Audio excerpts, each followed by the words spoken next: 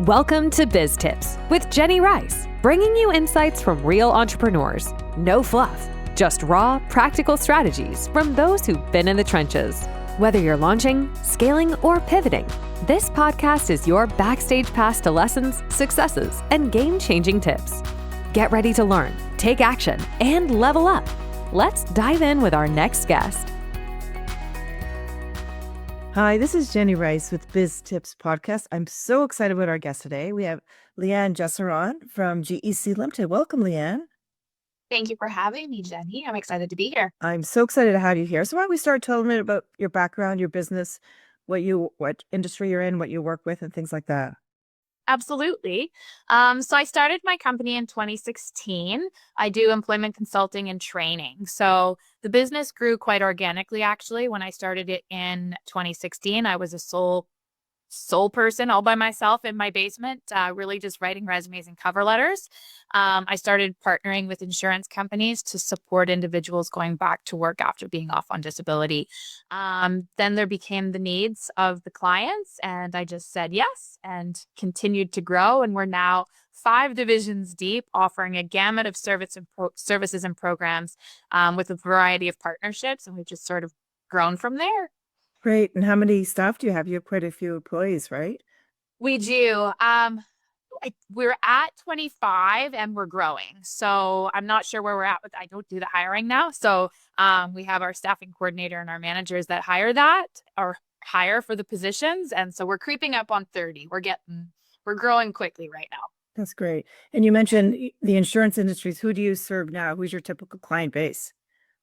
So anybody who's really in career transition is who we're supporting. So because of our focus for the last 9 years has really been on the insurance space with clients who have been off on long-term, short-term disability, our background in transferable skills and those transitions is abundant. So now we're starting to work with and expand as we're scaling and growing the company. We're expanding to include employer support. So whether that be professional development, internal moves, career care supports, layoff supports, anything that has to do with career transitions and retention in the workforce. So that now could include individuals as well. We've expanded to also support students and student athletes. So anything that's career focused, we're really there to support from whatever means that might look like, whether it be some coaching and guidance around goals or whether it be skill upgrading. We've kind of got the gamut covered. That's so exciting. And from what you've said too, tell me more about how you expanded, because I find that fascinating. You said you're alone in your basement doing this, and now you have a team of 25, 30 people, which is really exciting. And it sounded like you responded to the need of the marketplace. So tell me more about that. Yeah. So my motto was always say yes and figure it out. So like I said, I started in my basement, and actually I have to give kudos to the lady that owned Epicure originally. I don't know if you know this direct sales, but as a stay-at-home mom, I started in direct sales actually, and I was selling spices. And I remember I was top 4 and I got to meet the owner, and I asked her about her journey, and she said, I just said yes and then figured it out. And so she had a little story for me, and that sat with me for my business, really. So when the insurance companies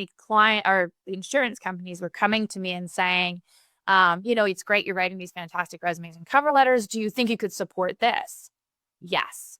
Yes. I started with my own personal knowledge of, labor market preparation. So how to teach people to job search when they haven't searched for a really long time, how to do interview prep. So that was organic for me. Where it began to shift was when they were asking for things like, can you teach somebody how to use a computer and can you do it remotely? My answer, as I was told, is yes. Then you go into fetal position, you cry a little bit, and then you're like, oh my gosh, what did I do? And you figure it out. So that was really the organic nature of the company. And it was more about who I was putting in the seats that was going to be part of GEC with me. And that's how we were able to grow. If I'd relied solely on myself, I couldn't have grown the company to be what it is, because it truly is about the people that you bring into your organization to support. So our administrative staff, our management team, even our instructors, like we often joke about, because GEC is such a growing company, that it's a bit of a choose your own adventure. So when they have thoughts around how to improve things, they absolutely come forward.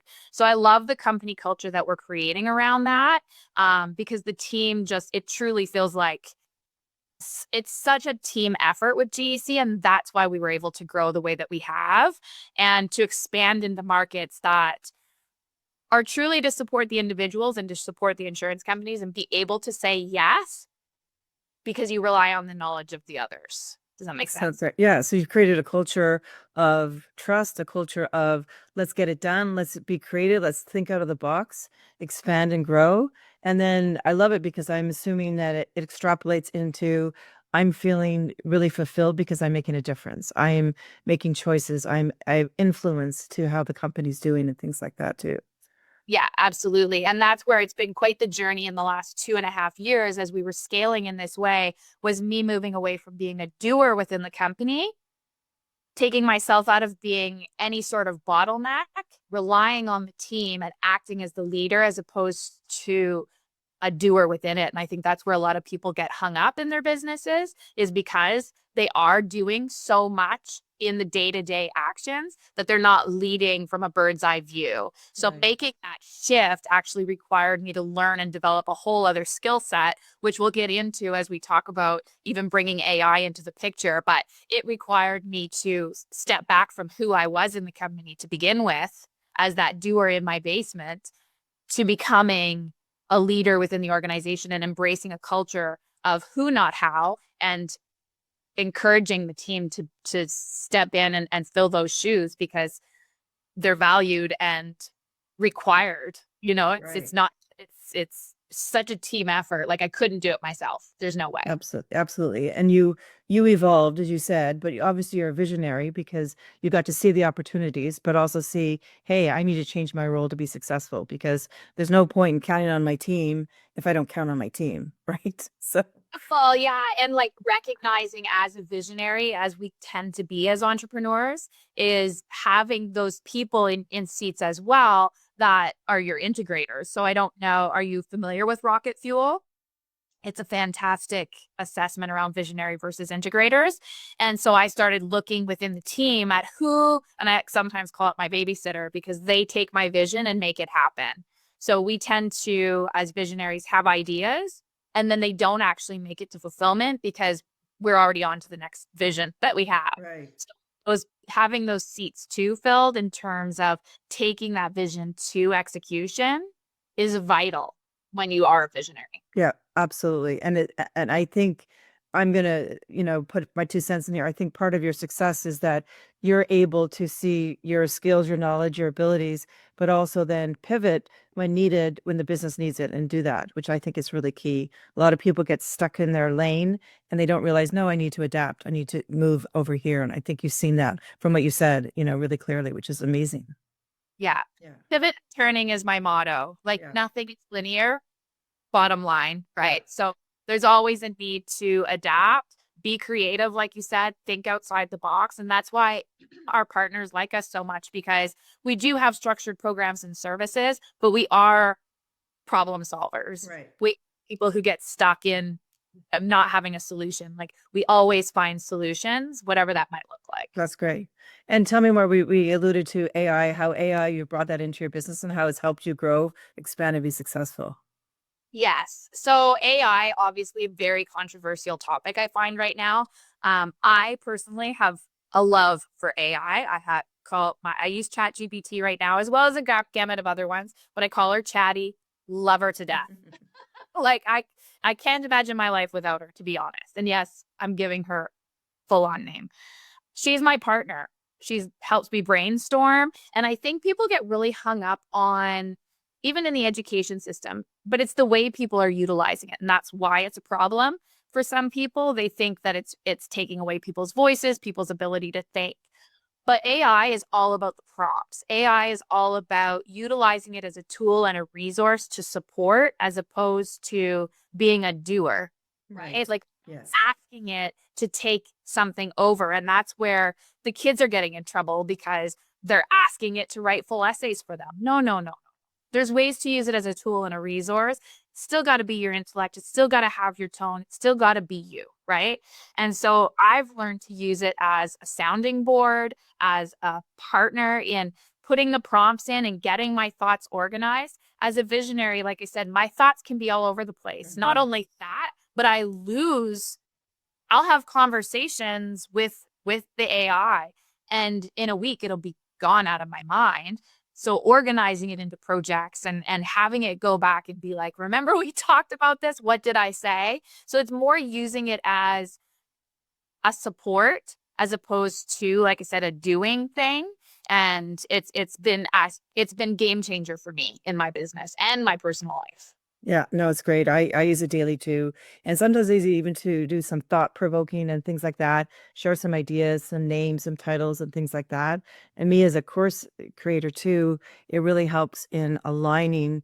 So here's my ideas for objectives, align them for me, So it can be really helpful just to succinctly put your thoughts together and make it really, more actionable, right? So Absolutely. When it comes to like the sales and marketing and the landing page information, one of our workbooks is a decisional balance workbook. So obviously when you're looking at the various decisions we might have to make, it looks different for an adult that's already in the workforce versus a student versus, say, our student athletes. So the concept of the decisional balance might be the same, but it's then asking AI, like going into chatting, being like, okay, we're going to take this now, rework the language to be for this audience.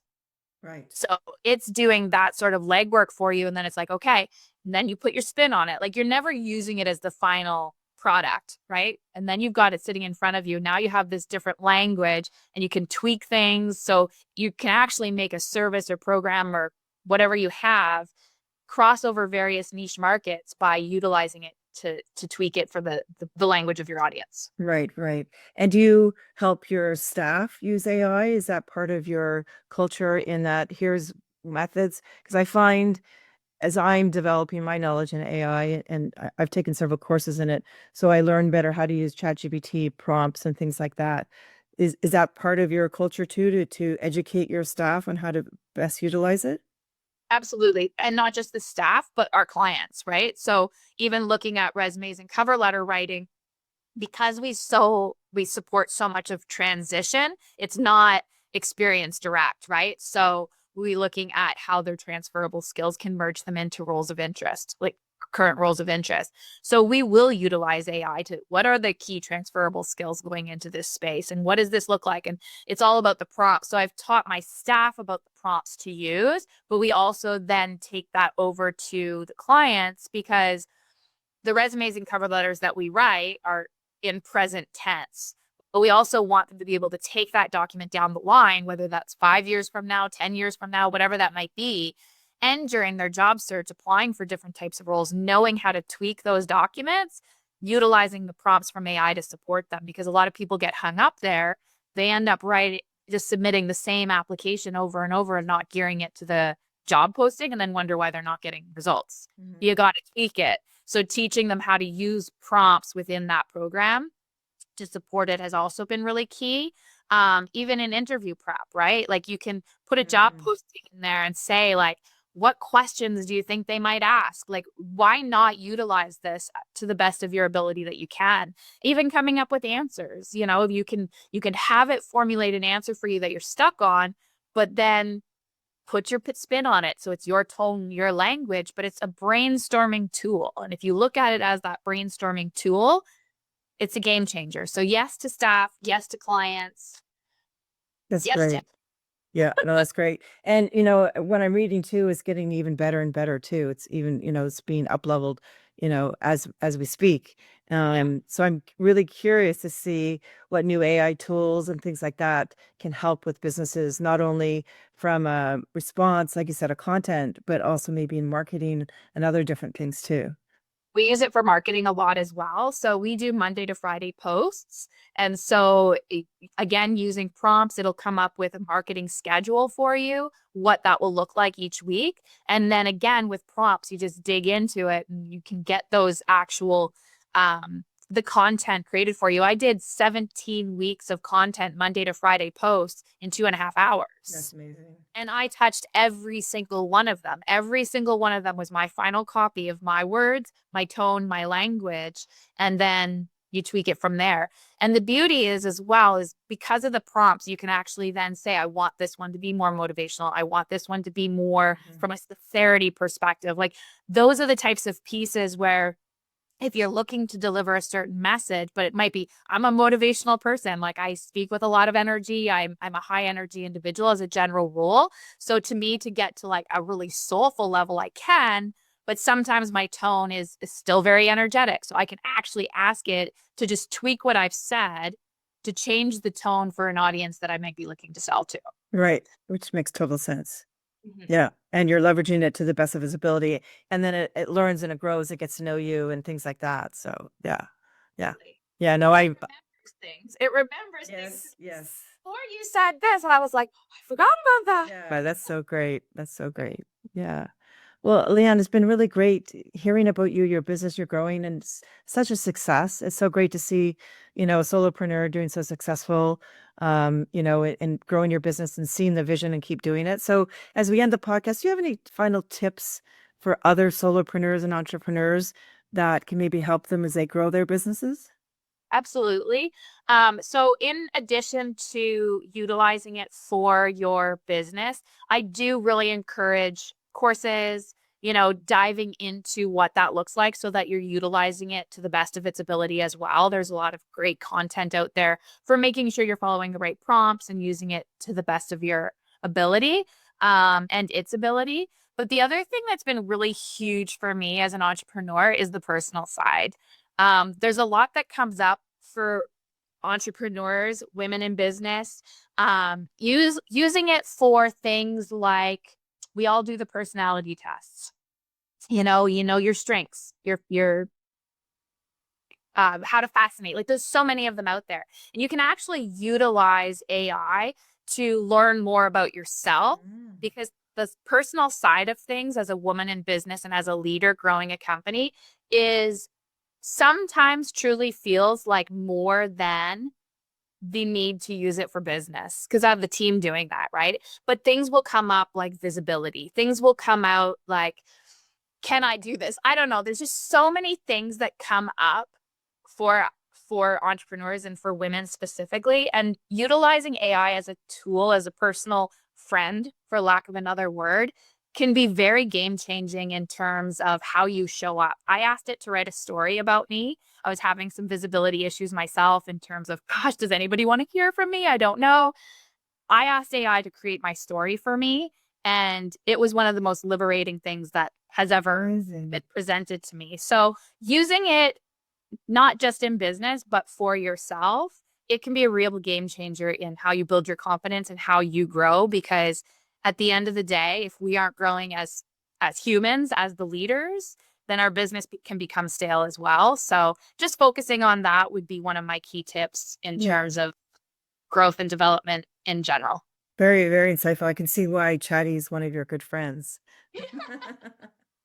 I tell everybody to use it. I would say it. Yeah, no, for sure. Well, it's been great having you as a guest. Really appreciate your time and input. Thank you so much. It was lovely being here, and thank you for having me. Absolutely. So this is Jenny Rice with Biz Tips Podcast. Thank you so much again. That's a wrap on this episode of Biz Tips. For more insights, join us online. We share exclusive tips, resources, and strategies to help you grow and scale your business. Until next time, keep building, innovating, and making an impact.